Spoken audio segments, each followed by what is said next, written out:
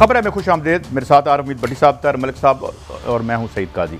और दुनिया सहाफ़त के दो इंतहाई नुमाया नाम जो हमारे साथ हैं आज, जावेद चौधरी साहब और मोहम्मद मालिक साहब हमें ज्वाइन करें। मगर कुछ खबरें, उसके बाद सवालात का सिलसिला शुरू करते हैं। आर्टिकल 63A की तशरीह के बाद मुनहरिफ अरकान क्या अपोजिशन के साथ खड़े रहेंगे? MQM का पीपल्स पार्टी के साथ मुआहिदा हुआ नहीं हुआ, कहाँ कहानी खड़ी है? हुकूमत एमरजेंसी की बातें क्यों कर रही है? और 27 मार्च को वज़ीर आज़म साहब कौन सा तुर्क का पत्ता खेलेंगे? मोहम्मद मालिक साहब, आपकी तरफ आता हूं। पहले ये कौन सा तुर्क का पत्ता है? अभी मैं जावेद चौधरी साहब से क्या कि पिछले 70 साल से अगले 24 घंटे नाजुक चल रहे हैं, तो क्या वाकई अगले 24 घंटे नाजुक हैं? और तुर्क के पत्ता कुछ आपको कुछ उसकी हमें गाइड करेंगे? खैर साहब, तुर्क का पता तो हमें समझ नहीं आ रहा, टू बी वेरी ऑनेस्ट। क्योंकि एक तो ये हो सकता है कि आखिरी मौके पर या वो अपने इत्तेहादी शो करा दें कि इत्तेहादी मेरे साथ है, या कोई लोग वापस आए, वो बात है। तीसरा जो तुर्क का पता एक ही है, जो इस्लामाबाद में बात चल रही है, जो कल प्रोग्राम्स में भी पहली दफा खुल के बात हुई है, और वो ये थी कि ये तो नहीं होगा कि वजीर आजम कोई अपॉइंटमेंट की बात करते हैं और खुल के बात करते हैं। चल रहा था कि जी शायद जी वो आर्मी चीफ की अगर वो अनाउंसमेंट करते हैं, और जनरल फैज़ की बात चल रही थी। और आज हम इसलिए खुल के बात कर सकते हैं कि कल जब जर्नलिस्टों से मुलाकात की प्राइम मिनिस्टर साहब ने, तो वहाँ पे जिक्र आ गया अपने कामरान खान साहब के वीलॉग का, जिसमें उन्होंने कहा था कि जी प्राइम मिनिस्टर को चाहिए अनाउंस कर दें कि वो जनरल फैज़ को नहीं लगाएंगे जैसा आम एक्सपेक्ट किया जा रहा है, और बड़ा उसमें फौज के अंदर भी बड़ा उसके अंदर रद्दमल आ सकता है, और दूसरा बुज़दार साहब को हटा देगा। तो उस पर कल प्राइम मिनिस्टर ने भी इनकार नहीं किया, बल्कि बकौल साबिर के उन्होंने बहुत कहका लगाया, इतना कहका लगाया कि उनकी आंखों से पानी आ गया और वो आंखें चमकनी शुरू हो गई, चेहरा सफ़ेद लाल हो गया। तो वो तो यही एक तुर्क का पता है। लेकिन ये तुर्क का पता क्या गवर्नमेंट बचाएगा या पूरा निज़ाम डुबोएगा, ये सवाल है जो परेशानी की बात हो रही है इस वक्त इस्लामाबाद के अंदर, कि ये बड़ा ख़तरनाक तुर्क का पता होगा। मुझे याद आता है, आपको याद है जब धरने में इमरान खान साहब आए थे 2014 के, तो उन्होंने 14 अगस्त की स्पीच दी और उनका कल मैं कितना बड़ा ऐलान करूंगा कि बस सब कुछ उलट जाएगा। और अगले दिन फिर उन्होंने ऐलान किया था सिविल नाफरमानी का, और वो फिर खत्म से होगी बात, वो बात बनी नहीं। सो यही एक तुर्क का पता है जो ड्राइंग रूम्स में और नॉलेजेबल सर्कल्स में बात हो रही है। इसके अलावा तो तुर्क का पता फ्रैंकली मुझे नहीं समझ आता, क्योंकि जब हम नंबर्स की गेम देखते हैं तो नंबर्स की गेम में तो इस वक्त गवर्नमेंट अपनी एडमिशन से हारी हुई है। 14 लोगों को नोटिस इशू किए हुए हैं, तो अगर आप बाकी छोड़ दें, सिर्फ वही 14 गिन लें, ऑपोजिशन तो कहती है हमारे पास 8-9 और भी हैं, हमारे पास 22-23 हैं, तो अगर ये 14 कोई देख लें तो नंबर्स गेम में तो आप नजर आ रहा है कि आपके पास मेजॉरिटी नहीं रही। तो अब तुर्क का पता तो फिर भी बहुत खौफनाक ही चीज होगी। बिस्मिल्लाहिर्रहमानिर्रहीम। चौधरी साहब, गुजारिश ये है कि अदम एतमाद की तहरीक आ चुकी है। 10 लाख की बजाय हुकूमत दावा कर रही है जलसे का, वहां 20 लाख लोग चले गए, हम क्या मान जाते हैं। तो क्या ये जो जिस तरह मालिक साहब फरमा रहे हैं, तुर्क का पता क्या हो सकता है? उसे अदम एतमाद में बेहतर ये ना होता कि हुकूमत स्ट्रेटेजी बनाती कि इत्तेहादियों को साथ मिलाए रखती और नाराज अरकान को रखती। उस जलसे से अदम एतमाद की तहरीक को क्या फर्क पड़ेगा? उधर तो 172 अपोजिशन ने पूरे करने हैं। डू यू थिंक कि वो क्या स्टेप ले सकते हैं बड़ा? देखिए, 4 तुर्क के पत्ते हो सकते हैं इस वक्त प्राइम मिनिस्टर साहब के पास, और वो चारों बहुत ही उनमें से कोई एक भी अगर वो इस्तेमाल करते हैं तो डेफिनेटली टेबल टर्न हो जाएगा। पहला तुर्क का पता ये हो सकता है कि वो पाकिस्तान पीपल्स पार्टी और नूर लीग के अरकान तोड़ के 27 मार्च का जो जलसा है उसमें स्टेज पे उनको खड़ा कर दे। मतलब 10, 15, 20 लोग जो हैं वो नून लीग के हों, MNAs, और कुछ पाकिस्तान पीपल्स पार्टी के हों, और वो तोड़ के गवर्नमेंट साथ ले आए और कहे कि ये देखें जी हमारी पार्टी को ज्वाइन कर रहे हैं, और अब अपोजिशन 172 लोग पूरे करके दिखाए। तो ये एक कार्ड है जो जाहिर है जिसके बाद यकीनन अपोजिशन पीछे हट जाएगी और ये उनकी जो तहरीक है वो कामयाब नहीं हो सकेगी।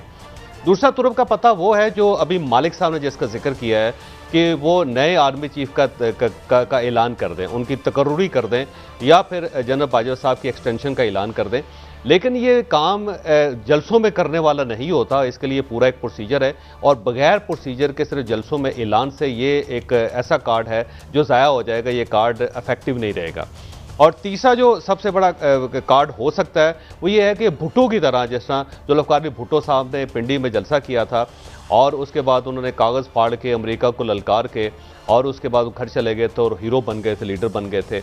ये भी हो सकता है इस कार्ड के भुट्टो की तर्ज सियासत पर चले जाए इमरान खान साहब और वो कोई 4, 5, 10, 15, 20 कागज़ ले आए, कौम के सामने कहें कि ये वो राज हैं जो मैं आपको बताना चाहता था, फिर वो कागज़ पढ़ने के बाद उसको फाड़ के हवा में फेंक दे के अमेरिका को ललकार दे के जाओ मैं नहीं तुम्हें मानता, फिर वो अपोजिशन को कहें कि जाओ मैं नहीं तुम्हें मानता, फिर वो पाकिस्तान की हर किस्म की इस्टेब्लिशमेंट को कहें कि जाओ मैं नहीं तुम्हें मानता और अब मैं आवाम के पास जाऊँगा और वो एक नए जुल्फ़िकार अली भुट्टो की तरह वो आवाम के अंदर चले जाएँ और उसके बाद उसकी बेस पे वो अपनी सियासत का एक नया ऐलान कर दें, नया रुख सियासत का वो इख्तियार कर लें। और चौथी और अहम चीज़ ये है कि उस दिन वो अपने सारे इत्तेहादियों को और उन तमाम मुनर्रफ अरकान को जो इस वक्त अपोजिशन के पास है उन सबको निकाल के स्टेज पे अपने साथ खड़ा करके उन्हें कहें ये मेरे इत्तेहादी खड़े हैं और ये वो मुनहरफ अरकान है जिसकी बेस पे अपोजिशन ये ऐलान कर रही थी कि हम ये अदम एतमाद जीत जाएंगे, ये सारे लोग मेरे साथ खड़े हैं और यहाँ से मैं इनको प्राइम मिनिस्टर हाउस लेके जा रहा हूँ, इनमें से कोई शख्स अब बाहर नहीं निकलेगा और आप जाने और आपके अदम एतमाद जाने और जाएँ जाके कामयाब करके दिखाएं। ये चारों पत्ते ऐसे हैं कि जिसमें से कोई एक भी अगर चल जाता है सिवाय एक के आर्मी चीफ की तकर्रुरी है, उसका मेरा ख्याल है उसका कोई खास फ़ायदा प्राइम मिनिस्टर साहब को नहीं होगा क्योंकि वो प्रोसीजर को वायलेट करेंगे और मेरा नहीं ख्याल कि इदारा इस चीज़ को एक्सेप्ट करेगा कि आप पब्लिकली अनाउंसमेंट करें। बाकी तीन के तीन जो तुरब के पत्ते हैं उसमें से हर पत्ता इफेक्टिव हो सकता है और अगर ये चारों में से कोई पता प्राइम मिनिस्टर साहब के पास नहीं है तो फिर आप ये समझें कि 27 तारीख को ये गवर्नमेंट ख़त्म हो जाएगी, फिर ये आगे नहीं चल सकेगी। स्पीकर साहब की तरफ से एक कोशिश होगी कि जो मुनर्रफ अरकान वहाँ पे उस दिन वोट देते हैं अपोजिशन के हक़ में, उस वोट को होल्ड कर लिया जाए। लेकिन जो सुप्रीम कोर्ट ऑफ पाकिस्तान की प्रोसीडिंग चल रही है और जिस तरह चीफ जस्टिस साहब सवाल उठा रहे हैं, मेरा ख्याल है ये कार्ड भी आने वाले दिनों में इफेक्टिव नहीं रहेगा क्योंकि अगर इसको मान लिया जाए तो फिर इसका मतलब ये हुआ कि आइन में अदम एतमाद की फिर जरूरत ही नहीं। फिर जो मालिक साहब मैं आपसे इसके बाद मालिक साहब करते हैं, हमारी इतलात है वहां से हट नहीं सकेगा। मालिक साहब मेरा ये हमारी इतलात है कि वजीर आजम पाकिस्तान मोहतरम ने फैसला किया, यहाँ ये खबरें हैं कि स्पीकर असम्बली उस दिन जो नाराज अरकान है उनके वोट डलेंगे लेकिन उसे अकाउंट नहीं करेंगे, टोटल में अनाउंस कर देंगे कि अदम एतमाद कामयाब नहीं होती। ऐसी सूरत में अगर वो स्पीकर अनाउंस कर देते हैं, उनके वोट अकाउंट ही नहीं करते और अदम एतमाद कामयाब नहीं होती तो फिर आप क्या समझते हैं अपोजिशन के पास क्या ऑप्शन रह जाएगी? देखिए मेरा ख्याल है ये तो फैसला हो गया है भट्टी साहब, क्योंकि अगर आज आप फवाद चौधरी साहब का बयान सुने जो उन्होंने सुप्रीम कोर्ट के बाहर रिपोर्टर से बात करते हुए कहा, उन्होंने कहा कि जी हमें यहाँ से हमने ये फैसला चाहिए अदालत से कि ये जो डिस्क्वालिफिकेशन है ये ताहयात होगी या किस तरह होगी, और बाकी सारी बात करते करते उनके मुंह से एक जुमला निकला। उन्होंने कहा जहां तक वो बात है कि उन वोटों को उस दिन काउंट करना है या नहीं करना, इस किस्म का फिक्रा बोला, वो तो स्पीकर का इख्तियार है, स्पीकर फैसला करेगा।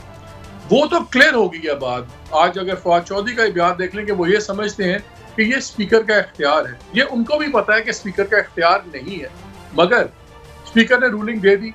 अब उसका क्या सोल्यूशन है? वहां झगड़ा होगा, जाहिर है कोई धरने होंगे, कोई जो भी होगा, लेकिन वहां पे फैसला तो नहीं हो पाएगा। वो बात चली जाएगी फिर कोर्ट में। गवर्नमेंट का नजर आ रहा है स्ट्रैटेजी ये है कि हर चीज पे आप टाइम लें, क्योंकि हर एक एक्स्ट्रा दिन भी जो मिलता है वो हुकूमत के हक में जाता है, उनको एक टाइम मिल जाता है। कोई इंड्यूसमेंट देंगे, कोई वादे करेंगे, कोई वजारतें बांटेंगे, कुछ जो भी करें ताकि वो लोगों को, मुनहरिफ लोगों को तोड़ें, सब कुछ करें। 27 के जलसे का मकसद क्या है? 27 के जलसे का मकसद ये है कि हम इतना बड़ा एक जलसा करें कि इतना ज़्यादा पब्लिक प्रेशर पड़े कि जो इदारे हैं वो एक बारी फिर सोच लें अपनी अर्लियर स्ट्रैटेजी को। न्यूट्रलिटी, क्या इदारे न्यूट्रल रहना अफोर्ड करते हैं? मगर आई थिंक इस पे इदारे भी इस चीज़ को देख रहे होंगे कि जो जुलूस है, जलसा है, इसको अवाम का जलसा कह देना मेरा ख्याल है कि ज़्यादती होगी, क्योंकि ये प्योरली PTI के सपोर्टर्स होंगे जो मुल्क के तमाम हिस्सों से इकट्ठे लाए जा रहे हैं। इसलिए मैं जलसों को कभी भी अवाम की सपोर्ट नहीं समझता। PMLN का जलसा होता था तो सारे PMLN के वर्कर ही होते थे, उन्होंने तो आना ही था।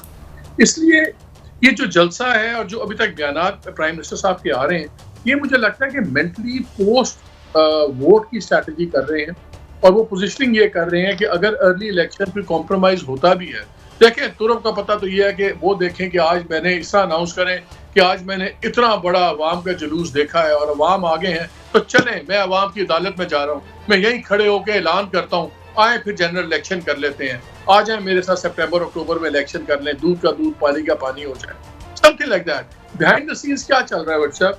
बिहाइंड द सीन्स ये चल रहा है कि प्राइम मिनिस्टर को सजेस्ट किया गया है कुछ दो इन्फ्लुएंशियल दोस्तों की तरफ से कि देखें, अगर आप एक अर्ली इलेक्शंस पे आ जाएं तो ये चीज़ें ऑपोजिशन को भी समझाई जा सकती, वो भी अर्ली इलेक्शंस ही मांगते हैं। तो यहाँ से जवाब ये गया था, गवर्नमेंट के जो लोग बात कर रहे थे कि जी पहले वो वापस करें अपनी तहरीक, फिर हम इलेक्शंस की बात कर सकते हैं। ऑब्वियसली वो तो होगा नहीं। तो एक जलसे के अंदर जलसे का एक माहौल को बेसिस बना के लिए किया जा सकता है। मेरे नज़दीक तुरब के पत्ते दो ही हैं कि एक आप ऑपोजिशन का ब्लफ कॉल करें अर्ली इलेक्शंस का, और दूसरा जो मैंने पहले कहा है कि आप इतना ज़्यादा एक पूरे सिस्टम को एक भंवर में डाल दें, क्योंकि भंवर में अगर डलता है तो प्राइम मिनिस्टर के लिए तो विन विन सिचुएशन है। जैसे इस वक्त नंबर्स नज़र आ रहे हैं, नंबर्स में तो सीधी सी बात है, खाली अगर उनके वो 14 लोग ही गिन लें तो बात खत्म हो जाती है। और अगर जावेद चौधरी साहब, मैं चाहूँगा कि आप इसी को आगे थोड़ा सा लेके जाएं, क्योंकि मुझे बड़ी माकूल बात लगी है मालिक की। अगर आज शेख रशीद की प्रेस कॉन्फ्रेंस का रेफरेंस दे, उन्होंने ये इंडिकेट किया कि पहले इलेक्शन हो सकते हैं, असद उमर भी ये कह सकते हैं, तो don't you think he is very logical? देखिए, अर्ली इलेक्शन इमरान खान को सूट नहीं करता। जिस किस्म की इस वक्त गवर्नेंस है, जो 3.5 साल का जो दौर गुजरा है आपके सामने है, और उसका सबसे बड़ा लिटमस टेस्ट जो आपके सामने है वो बल्दियाती इलेक्शन है खैबर पख्तूनख्वा के, जहां पे 8.5 साल से पीटीआई की गवर्नमेंट है। और वो आपके सामने अभी जब ये सवात के और जो बाकी इजला रह गए हैं वहां पे जब हो जाएंगे बल्दियाती इलेक्शन, तो आप खुद देख लीजिएगा कि क्या सूरत हाल है। इस वक्त उनकी पार्टी इमरान खान साहब की बार बार ये बता रही है कि अगर अर्ली इलेक्शन हुए तो हम उन्हें विन नहीं कर सकेंगे। इमरान खान को यही सूट करता है कि अपोजिशन की गवर्नमेंट आए और वो इससे ज़्यादा बैड परफॉर्म करे जो इस वक्त गवर्नमेंट परफॉर्म कर रही है।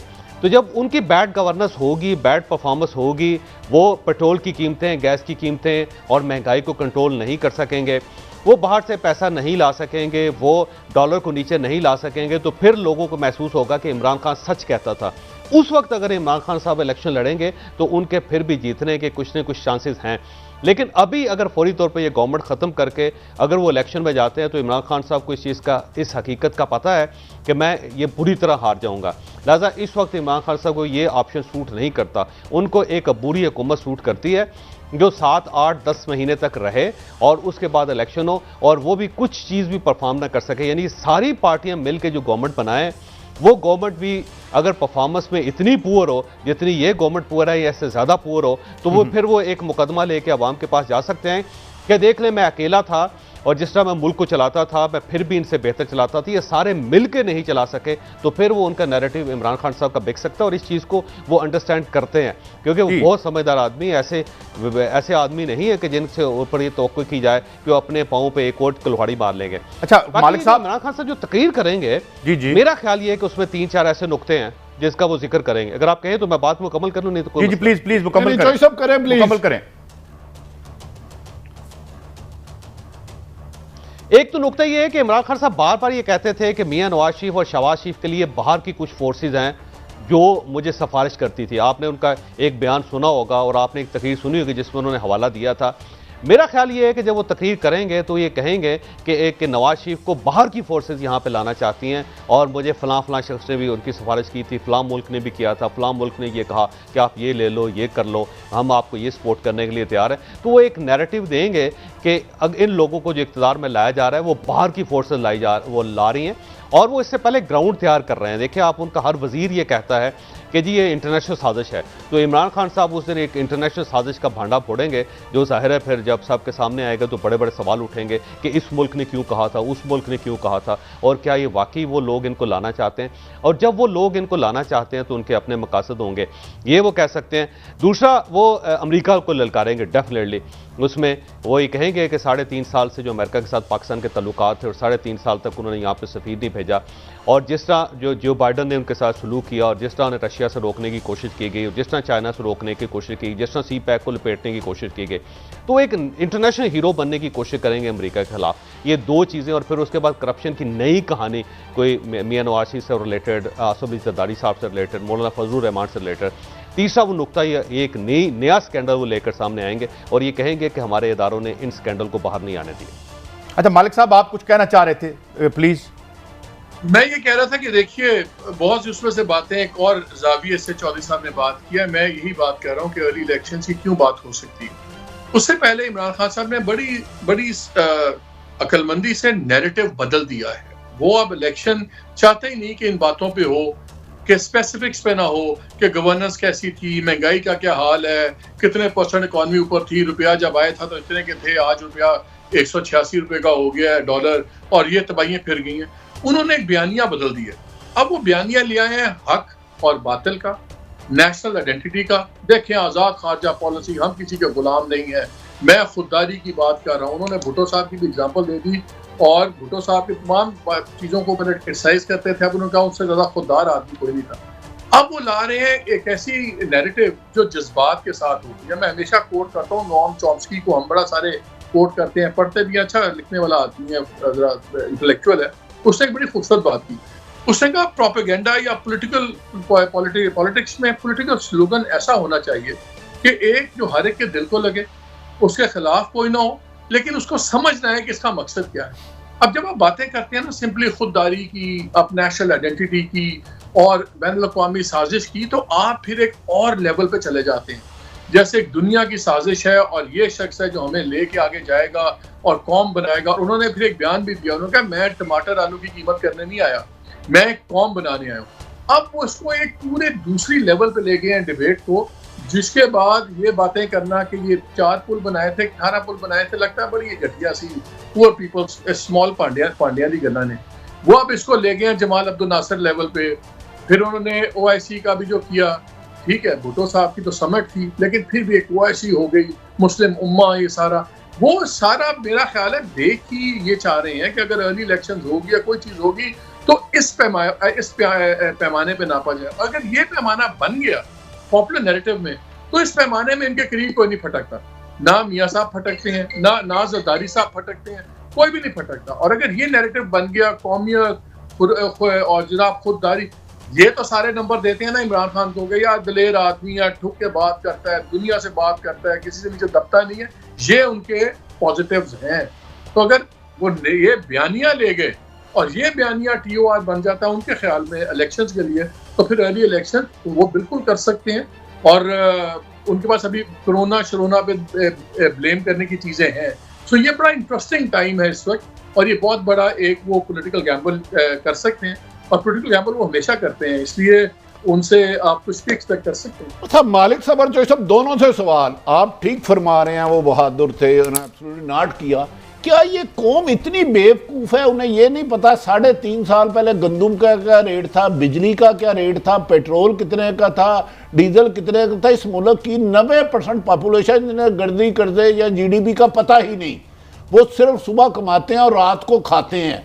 क्या उन सब को इस डिबेट की तरफ ले जाकर आप हुकूमत अपना मकसद हासिल कर लेगी? ये सब भी करती है तो अदम एतमाद तो वही रहेगी।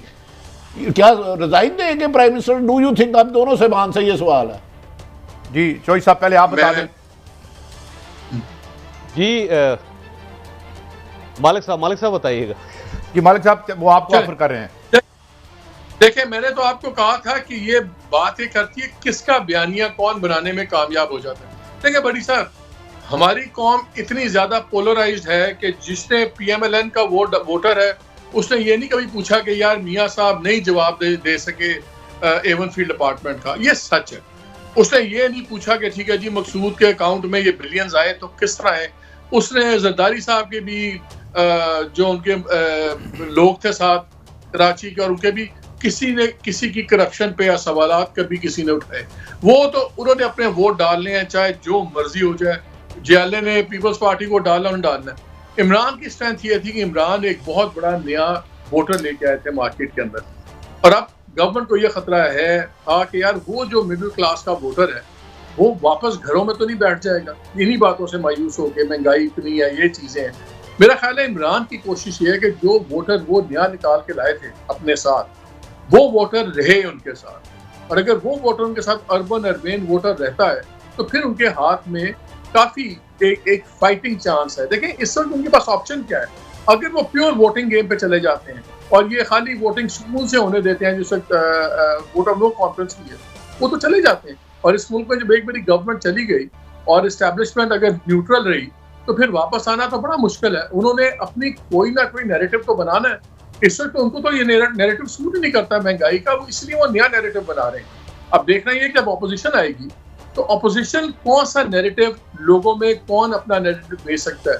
चौधरी साहब यही सवाल आपसे, मैं यही सवाल आपसे, एक तरफ हमारे हर दिल अजीज मालिक मोहम्मद मालिक, हमारे दिल के भी मालिक, कह रहे हैं कि जलसे जुलूसों से मैं नहीं नापता, वो एक खास जमात के लोग होते हैं। दूसरी तरफ वो फरमा रहे हैं कि नैरेटिव 22 करोड़ आवाम पे उनका फैल जाएगा। आप क्या फरमाते हैं? मैं कह रहा हूं उनकी कोशिश हो। देखिएगा, इमरान खान साहब की जो गवर्नमेंट थी उसमें 3 बड़े एलिमेंट थे। एक एलिमेंट तो नाहली का एलिमेंट है कि ये लोग अहल नहीं थे, जिन जिन लोगों को जो जो वजारत दी गई वो उसके अहल नहीं थे। दूसरी नालायकी थी कि उनको काम करना ही नहीं आता था, और तीसरी नातजर्बेकारी थी कि किसी शख्स का कोई तजर्बा नहीं था। और इसके साथ साथ एक बहुत बड़ी खौफनाक चीज़ जो लग गई वो अना, कि एक जिद और अना कि मैं बहुत कुछ हूँ, मुझे सब कुछ पता है। आप इमरान खान साहब से किसी मौजू पे बात कर लें, वो ये कहेंगे कि इससे बेहतर तो मुझसे बेहतर तो कोई शख्स इसको जानता ही नहीं, इस इशू को। उसके साथ एक अना जुड़ गई। इन सारी चीज़ों को बर्दाश्त किया जा सकता था और इनका पर्दा रह जाता अगर ये रोज़ ना बोलते। ये पाकिस्तान की हिस्ट्री के पहले प्राइम मिनिस्टर हैं जो उन्होंने रोज़ कौम से खिताब किया। कोई एक दिन ऐसा नहीं जिसमें नागा किया हो इन्होंने। ये या प्रेस कॉन्फ्रेंस करते हैं, या ये कि मीडिया टॉक करते हैं, या फिर ये किसी जलसे से खिताब करते हैं, ये या किसी को इंटरव्यू देते हैं। कोई आप 3.5 साल का कोई एक दिन निकाल के दिखाएं या प्राइम मिनिस्टर साहब टेलीविजन पर कौम को नजर ना आए हों। ये अगर खामोश रहते तो ये सारी चीज़ें दब जाती।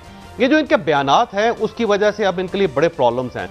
तो मेरा ख्याल ये है कि कौम ने इतनी बार ये बयान सुने हैं और इतनी बार यू टर्न्स हुए हैं इससे, और इतनी बार ये बयान दे के उसके बाद उन चीज़ों के बारे में ये उस पर काम नहीं कर सके कि अब मेरा ख्याल है जब ये जाएंगे आवाम के अंदर तो शायद इनकी वो पजीराई हासिल ना कर सके। भुट्टो साहब का एक कमाल था। भुट्टो साहब इसी तरह तकरीर करते थे कि जिस तरह ये आज इमरान खान साहब करें। इमरान खान साहब ट्रू कॉपी है भुट्टो साहब की, याद रखिएगा स्पीचेस के मामले में। लेकिन उनकी अक्लमंदी ये थी भुट्टो साहब की कि बहुत ज़्यादा बोलते नहीं थे। वो आपको रोज़ नज़र नहीं आते थे, वो उस वक्त नज़र आते थे कौम का जब वाकई क्राइसिस हो और जब उनको बोलना चाहिए। ऐसा नहीं है कि रोज़ ही वो किसी को इंटरव्यू दे रहे हो, रोज़ ही वो बात कर रहे हो। तो उस वजह से भुट्टो साहब की जो चीज़ें थी बहुत सारी छुप गई थी और बाद में पता चला। तो इमरान खान साहब इतना ज़्यादा बोले हैं, इनके मिनिस्टर भी इतने ज़्यादा बोले हैं कि अब इनको उसे अनडू करने के लिए बहुत टाइम चाहिए। और जब तक एक बफर गवर्नमेंट नहीं बनती और वो इससे ज़्यादा बैड परफॉर्म नहीं करती, उस वक्त तक मेरा नहीं ख्याल कि इमरान खान साहब बाहर आएंगे तो कम बैक कर सकेंगे या लोग उनके नैरेटिव को एक्सेप्ट कर लेंगे। अब ये कुछ भी कहें लोगों की हंसी निकल जाएगी, क्योंकि उसके साथ 4000 पिछले क्लिप्स भी होंगे जो मीडिया फौरी तौर पर लगा के आज भी जब वो बात करते हैं तो देखें क्या होता है, 4, 5, 6, 7 क्लिप्स निकलते हैं उनके और पुराने उसके साथ जोड़ के वो सोशल मीडिया पर फेंक दिए जाते हैं और हर शख्स की हंसी निकल जाती है। तो आज जब वो कोई भी बात करेंगे, वो इसराइल के बारे में बात करेंगे या मोदी के बारे में बात करेंगे या अमेरिका के बारे में बात करेंगे या मिलिट्री एस्टैब्लिशमेंट के बारे में बात करेंगे या अपोजिशन के बारे में बात करेंगे या लोटों के बारे में बात करेंगे, तो फौरी तौर पर उनके पुराने क्लिप्स उनके साथ जोड़ के जब सोशल मीडिया पर वायरल किए जाएंगे और उस वक्त तक 5G भी आ चुका होगा, यानी सेकंड्स में वो 22 करोड़ लोगों तक पहुंच जाएंगे, तो उससे आप खुद अंदाज़ा लगाइए कि लोगों की हंसी निकलेगी।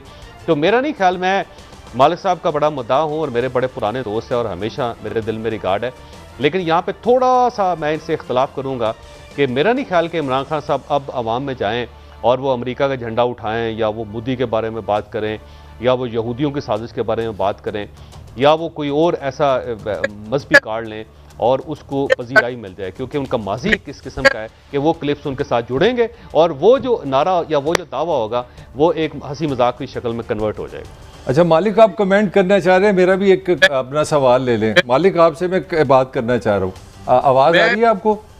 आ रही है। मैं एक चीज़ वाज़े कर दूँ, मैं ये स्ट्रैटेजी कामयाब होगी, मैं ये कह रहा हूँ कि मुझे नजर आ रहा है कि ये इनकी स्ट्रैटेजी बनती नजर आ रही है।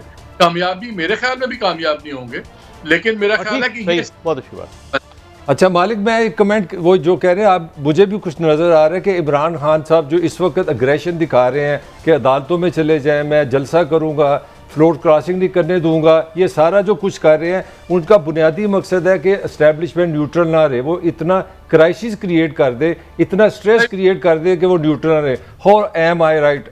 आप समझते हो कि वो इस तरफ जा रहे हैं? मेरा ख्याल है आप 100% मैं आपसे एग्री करता हूँ कि ये तमाम इतना माहौल गरमाने का मकसद यही है कि वो कहते हैं जी न्यूट्रलिटी खत्म होनी चाहिए।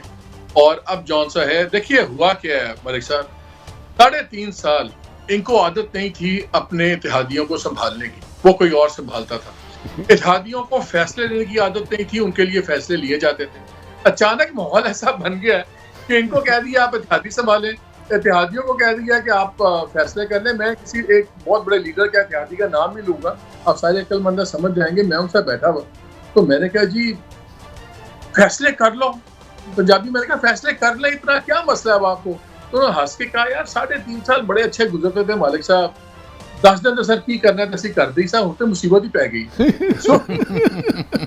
अब आप एमक्यूएम को देखें, एमक्यूएम ने आपको नजर आता है कि जो सिद्दीकी साहब हैं वो फुल फ्लेज, मकबूल सिद्दीकी फुल फ्लेज स्पीड से जाना चाहते हैं पीपल्स पार्टी से डील कंक्लूड करने की। आपको नजर आ रहा है कि आमिर खान थोड़ा सा उस पर ब्रेकें लगा के बैठे हैं, वो आके इंप्रेशन देते हैं। जब आप फजलुर रहमान के साथ मकबूल सिद्दीकी की प्रेस कॉन्फ्रेंस हुई तो वहां पे उन्होंने कहा कि 2 दिन में अनाउंस कर देंगे, और उन्होंने उसको इनकार नहीं किया। उन्होंने कहा जी बिल्कुल बस फाइनल कर आके हो जाए। आज आमिर खान ने कह दिया अभी हमारे पास बड़ा टाइम है, अभी हम सोच। सर एमकेएम के साथ हो गया उनका एग्रीमेंट?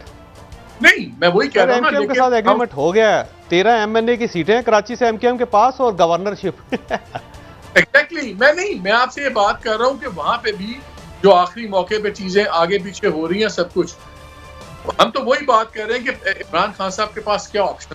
देखिए जब आप नंबर्स गेम हार जाए और आपको इनकी कमेटी में जब मीटिंग हुई कल, उसमें भी इतलात आई, वो यही आई कि इनके लोगों ने को कहा कि आप उस पर उम्मीद ना रखें, लोगों ने वापस नहीं। रोज उन ग्रुप में से 2-2, 3-3, 4-4 लोग डिफरेंट प्रोग्राम्स में जाते हैं। आज ही मेरे प्रोग्राम में 3 मुनहरिफ अराकीन होंगे, वो भी ऑन रिकॉर्ड आके, मुझे पता है उन्होंने क्या बात करनी है। उनको अगर वो दोबारा ईमान ले आते हैं, इस्लाम कबूल कर लेते हैं, वही अगर कुफर पे खड़े हैं तो वो भी पता लग जाएगा कि एक बंदा भी ये वापस नहीं ला सके। नालायकी की इंतहा ये है बुज़दार साहब की और उनकी टीम की, एक एमएनए ये पंजाब से वापस डिलीवर नहीं कर सके अपने वजीर आजम की। तरीन खान ग्रुप ने आज फिर जवाब दे दिया जी हमने बात ही नहीं करनी अगर जब तक वजीर आला हटता नहीं है। तो नंबर्स गेम तो बिल्कुल हाथ से निकली हुई। अब इमरान खान साहब के पास यही ऑप्शन है ना कि गेम का आप पूरा स्केल चेंज कर दें, उसको बैन अवी स्केल कर दें, उसको कौमी नेशनल आइडेंटिटी का स्केल कर दें, बिकॉज जिन स्केल्स पे गवर्नमेंट ने चलना था उस पे तो फेलियर हो गया और उसके अंदर वो जीत नहीं पा रहे। तब 2 ही ऑप्शन कि आप इतना बड़ा केओस क्रिएट कर दें, तो कहते हैं ना केओस बाय डिजाइन, कि हर केओस वैसे नहीं बनता, केओस बाय डिजाइन भी होता है कि न्यूट्रलिटी को मजबूर कर दें कि या वो बीच में पीस मेकर का रोल अदा करे और या फिर ठीक है अगर सारा गिरता है। याद है एक जमाना आया था जब मियाँ साहब ही नाम ले लेके जनरल बाजवा का और जनरल फैज का नाम लेके कहते थे कि तुम जिम्मेदार हो, तुमने ये किया, ब्ला ब्ला ब्ला। क्या सारा निजाम गिर जाए? हमें तो इस निजाम में मिलना कुछ नहीं है, गिर जाए नया बनेगा। मालिक साहब मुझे एक ब्रेक लेनी है और मैं जानता हूं आपने कहीं जाना है, विल रियली मिस यू, बहुत ही वैल्यूएबल आपका कंट्रीब्यूशन होता है, but thank you very much. और लेकिन जवेद चौधरी साहब हमारे साथ हैं और जब मैं वापस आऊंगा तो एक ऐसा सवाल मैं उनसे पूछूंगा जो बिल्कुल डिस्कस नहीं हो रहा और जो मुझे लगता है सबसे अहम फैक्टर है। एक ब्रेक के बाद वेलकम बैक। चौधरी साहब आपने भी बड़ा खूबसूरत एनालिसिस किया, मगर एक थोड़ी चीज़ मैं कहना चाहता हूँ कि जुल्फ़िकार अली भुट्टो के दौर में उसने एजुकेशन फ्री कर दी थी, स्टूडेंट्स के किराए ख़त्म कर दिए थे। 1973 का बजट में 43% आवाम के लिए रखा था, यानी एक पाकिस्तान की तारीख की सबसे बड़ी इस्लाहत उन्होंने की थी। सोशलिज्म वगैरह तो नहीं हुआ था मगर इस्लाहत हुई थी। सवाल ये है कि अगले बजट में $23 बिलियन चाहिए, पैसा हमारे पास एक नहीं है। चाइना से हम रिक्वेस्ट कर चुके हैं, ब्रेक अवे और ब्रेक नेक इन्फ्लेशन है, रमज़ान आ रहा है। आप समझते हैं कि ऊपर तो इशराफिया अपने सौदा सलफ पे लड़ रही है, नीचे अवाम से भी नीचे कट अक्रॉस कर सकती है ये महंगाई, और लोग जिस तरह आप श्रीलंका देख चुके हैं डिफॉल्ट कर गए और वहाँ पे मुजाहरे हो रहे हैं, खुदा खास्ता ना हो यहाँ पे। आपका क्या टेक है? देखिए कई साहब, आप क्योंकि इकोनॉमी के आदमी हैं और मैं आपको बहुत पुराना जानता हूँ, आप मैशत को बहुत अच्छी तरह जानते हैं, बहुत अच्छी तरह समझते हैं। आपने बात बिल्कुल 100% दुरुस्त की है कि आने वाले दिनों में हमारा बजट जो है वो बड़े डिप्रेशन में और बड़े प्रेशर में होगा, इसमें कोई शक नहीं है। और जैसे जुल्फ़िकार अली भुट्टो साहब का आपने नाम लिया, तो जुल्फ़िकार अली भुट्टो साहब ने अपनी एक कोड डेवलप कर दी थी। वो गरीब आदमी था, गरीब आदमी उस वक्त हारी भी था, किसान भी था, मजदूर भी था। तो उन्होंने जुल्फ़िकार अली भुट्टो जब पॉलिटिक्स में आया तो उन्होंने देखा कि ये मेजॉरिटी है और ये सारे वोटर भी हैं, तो उन्होंने सबको अपने साथ लगा लिया। उस वक्त उन्होंने राशन कार्ड बनाए, फिर उन्होंने ये यूनियंस बनवाई और यूनियंस को साथ गवर्नमेंट के साथ मिलाया। फिर उन्होंने ओल्ड एज बेनिफिट्स दिए मजदूरों को, किसानों को। उन्होंने पिछे हुए तबके को अपने साथ शामिल करके अपना वोट बैंक बढ़ा लिया। इमरान खान साहब के पास भी ये ऑप्शन था, लेकिन इमरान खान साहब ने उस ऑप्शन को एक्सरसाइज नहीं किया। एहसास कार्ड की शक्ल में उन्होंने कोशिश की कि कुछ लोग इनके साथ जुड़ सके, लेकिन महंगाई का लेवल इतना ज़्यादा है कि मेरा नहीं ख्याल कि उन लोगों को कोई एहसास कि 1000 रुपये का कोई खास फ़ायदा होता होगा, या ये जो पैकेज दिया है गवर्नमेंट ने उसका कोई खास फ़ायदा आम आदमी को होगा। तो वो ये लूज़ कर गए।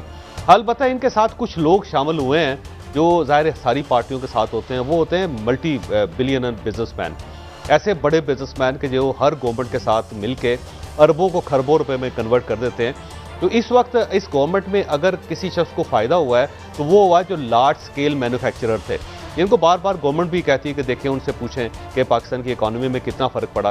डेफिनेटली उनको बड़ा फ़र्क पड़ा। अगर वो अगर अरबपति थे तो वो खरबपति हो गए हैं। लेकिन क्या सवाल ये है कि क्या वो इमरान खान साहब के साथ भी खड़े होंगे? मेरा नहीं ख्याल कि वो इमरान खान साहब के साथ खड़े होंगे। वो नई हुकूमत की तलाश में है और नई हुकूमत के साथ खड़े हो जाएंगे। तो वो जो वोट बैंक इमरान खान साहब ने बनाया अमीर लोगों का, वो भी इमरान खान साहब का साथ नहीं दे सकेगा अनफॉर्चुनेटली।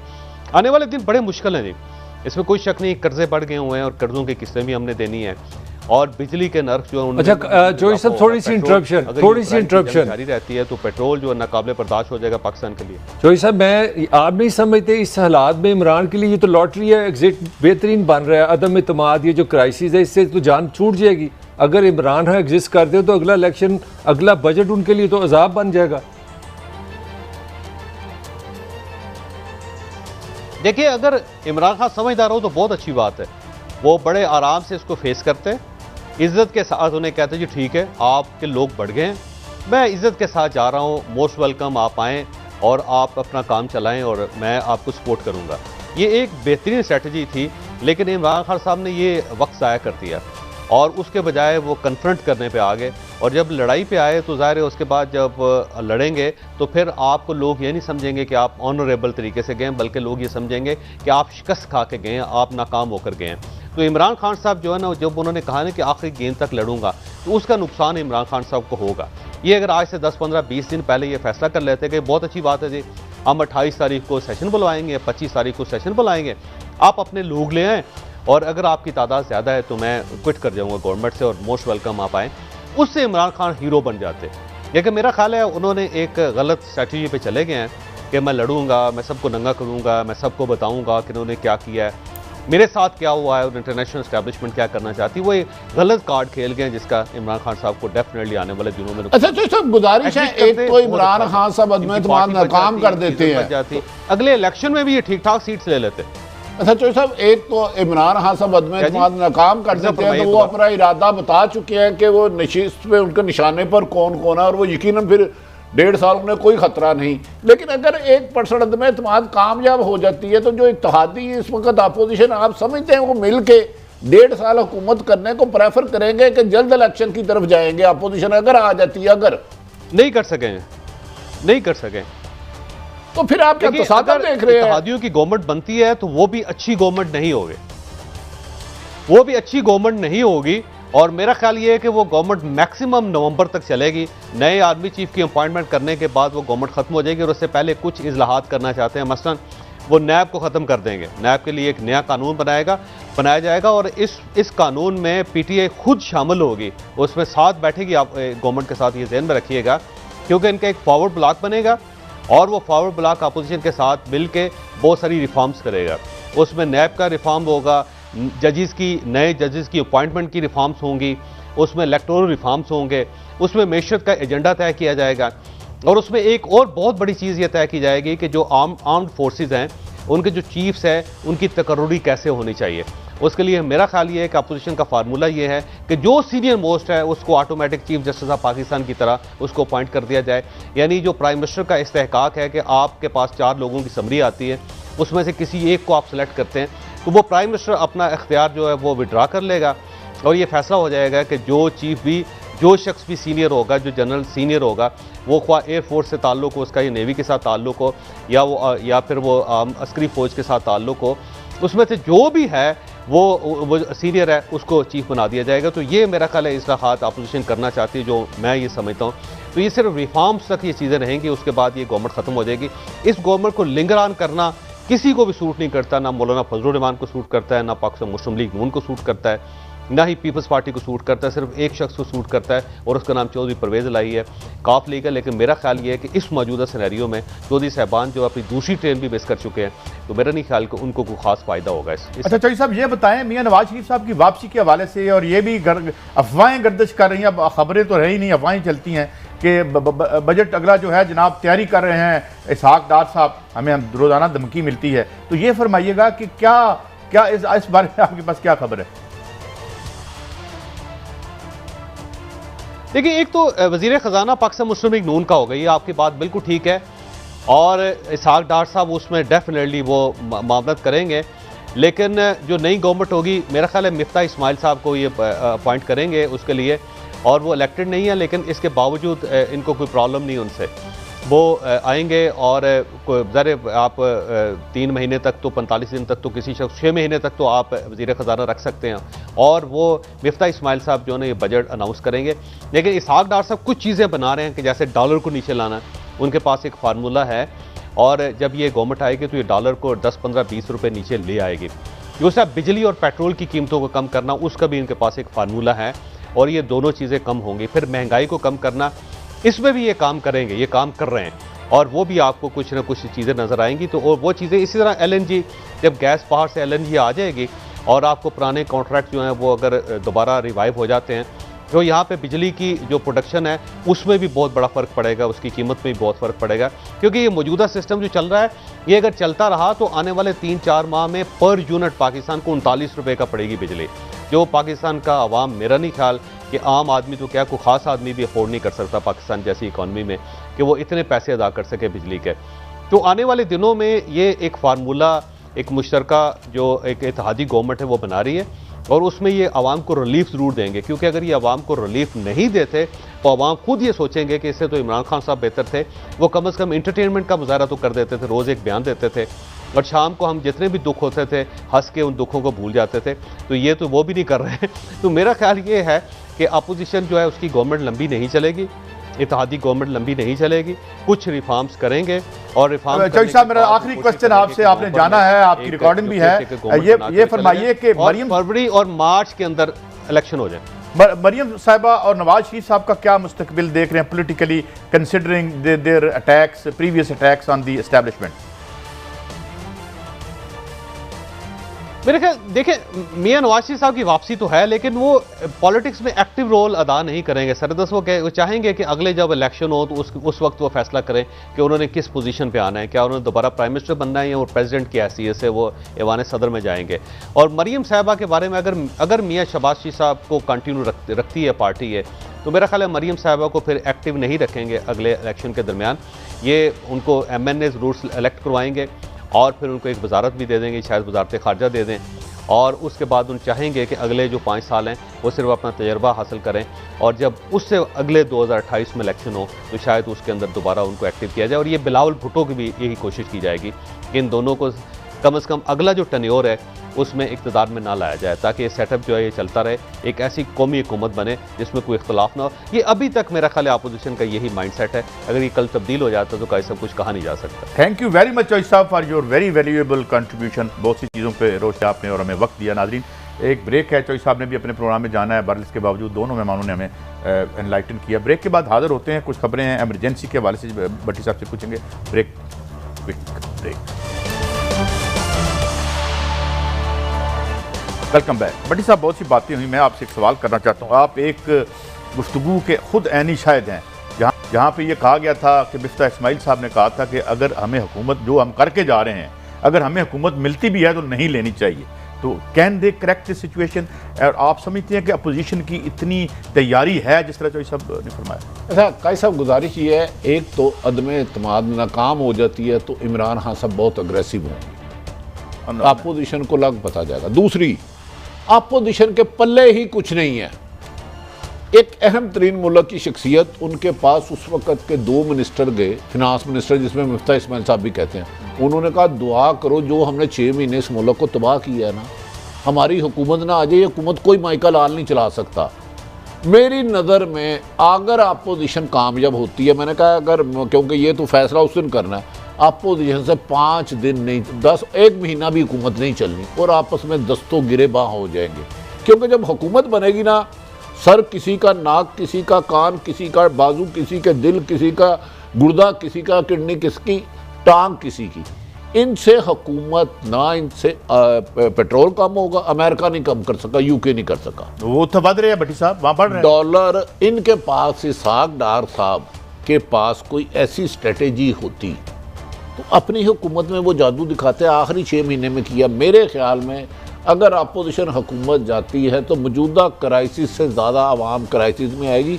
बदकिस्मती है इन सारे मामले में, हम चंद अरबपति ख़ानदान सोच रहे हैं और 90% लोग जो मजदूर है, जो रोज़ खाना कमाते हैं और खाते हैं, किसान हैं, आम क्लर्क है, चौकीदार है, गार्ड है, या इस किस्म के लोग हैं, उसको हमने नज़रअंदाज कर दिया है। अगर ये अपोजिशन काम हुई तो आपस में एक दूसरे पर इल्ज़ामत लगाएंगे संगीन तरीन।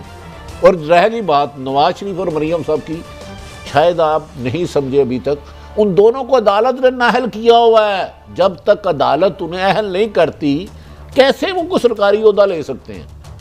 नवाज शरीफ और मरियम साहबा तो अदालत से नाअहल है ना, वो आके कोई भी सरकारी ओहदा नहीं ले सकती। मैं आगे तसादम देखता हूँ, तसादम, अल्लाह करे ना हो, अल्लाह करे ना हो, अल्लाह करे ना हो। इस मुल्क के लिए बेहतर हो चाहे हुकूमत जीते या अपोजिशन। अपोजिशन ज़्यादा देर नहीं चल सकेगी, वो सिर्फ एक नुक्ते पे इकट्ठी है, इमरान को घर भेजना है ताकि तो उसके एहतसाब से बच सके। इसके अलावा किसी और नुक्ते पे अपोजिशन यकजा नहीं है। सर मेरे 2 बड़े वाज़ेह सवाल, फिर मैं उसी मीटिंग की बात करूँगा जिसमें 2 वाक़यात मेंशन किए। एक आला तरीन शख्सियत है कि एक डिप्लोमेट ने आके शिकायत की कि हम जहाँ वेस्ट की फैक्ट्री लगाना चाहते हैं तो इसाक डार साहब ने पैसे मांग लिए, यानी ये कहा। तो क्या या उनसे एक आला तरीन शख्सियत ने पूछा कि यार ये जो तुमने सफ़ेद हाथी बनाया है, ये 11.5 मिलियन डॉलर का एक किलोमीटर, तो उन्होंने कहा जनाब वो तो हमें सियासी फैसला। Do you think they are the remedy or they are the disease? कहीं से मेरा आपसे एक बड़ा बुनियादी इख्तलाफ है भट्टी साहब और आपकी थिंकिंग है। आप लोगों ने जितना शोर डाला है ना कि ये पॉलिटिशियन सारी करप्शन करते हैं, इनके पास प्लान नहीं है, ये इशू ही नहीं है। ये डेफिनेटली करप्ट है, इनके पास प्लानिंग नहीं है, ये नाकस है, सारी बात। फिर आपका मेरा इख्तलाफ कहाँ हुआ? मेरा सवाल पर बात लेना या फिर कमेंट आप बाद में करें। मेरा कमेंट है, जब तक आप रियासती इदारों का खर्चा, ये सारी स्टेट चल रही है, इसके अपने इतने एक्सपेंस हो गए कि आप दुनिया के सबसे ईमानदार पॉलिटिशियन भी ले आएंगे, इस निज़ाम में वो कर ही कुछ नहीं सकते। ये असल इशू है पाकिस्तान का। पाकिस्तान के जितनी भी कॉरपोरेशन है, पाकिस्तान के जितने सरकारी मुलाजम है, पाकिस्तान का मसला क्या है? पेंशन के लिए पैसे नहीं है। पाकिस्तान का मसला क्या है? PIA नहीं आप चला सकते। पाकिस्तान का मसला क्या है? आप 43 रुपीज़ का यूनिट है इस वक्त बिजली का। आज ये हुकूमत, चल बानली भट्टी साहब की बात मेरी आप सुन लें, लास्ट फिक्र ये लास्ट फिक्र ले लें। भट्टी साहब की बात से मैं 200% एग्री करता हूँ, इनके पास कोई प्लान नहीं। मगर मुझे बताएं, आप 12 लाख रुपए एक दिन गाड़ी की कीमत बढ़ाई जिस हुकूमत में, वो जिंदा रह सकती है? जिस हुकूमत में डॉलर 185 रुपए का हो जाए वो जिंदा रह सकती है? 43 रुपए का यूनिट है इस वक्त, ये हुकूमत रह सकती है? मैं सवाल मैंने एक ब्रीफ सवाल आपने यहाँ एक स्टोरी दी थी कि सबसे बड़ी करप्शन यहाँ की सिविलियन लीड करती है, ये यूनाइटेड नेशन की स्टोरी थी कि 17 बिलियन डॉलर में सबसे बड़ी चोरी जो है वो कॉर्पोरेट सेक्टर करता है, जिससे आपके ये सारे सियासतदान आते हैं। आप कहते हैं रियासत को ठीक करो, रियासत को पार्लियामान ने ठीक करना है, एस्टैब्लिशमेंट को रेन इन करना है पार्लियामान ने। वो खुद जो है उसके बारे में कहते हैं यार ये मैं रिश्वत लूंगा तो पैसे वेस्ट पे की फैक्ट्री लगाऊंगा, और उसको अमाल बता रहे हैं। अब आप बोलें, ये आपसे सीखा, ये जो कॉर्पोरेशन जो पैसा आपने बताया ना, यही पैसा तो मेरी सिर्फ राय है कि बदकिस्मती हुकूमती अपोजिशन इसलिए अवाम की फलाह बहबूद के लिए नहीं लड़ रही, अपने मकासद के लिए लड़ रही। हमारी मैशियत और हुक्मरानी बहुत बीमार है, इसे किसी बीमारी से ठीक नहीं किया जा सकता, इसका इलाज चाहिए, अल्लाह इलाज भी देगा। इजाजत, अल्लाह हाफ़िज़।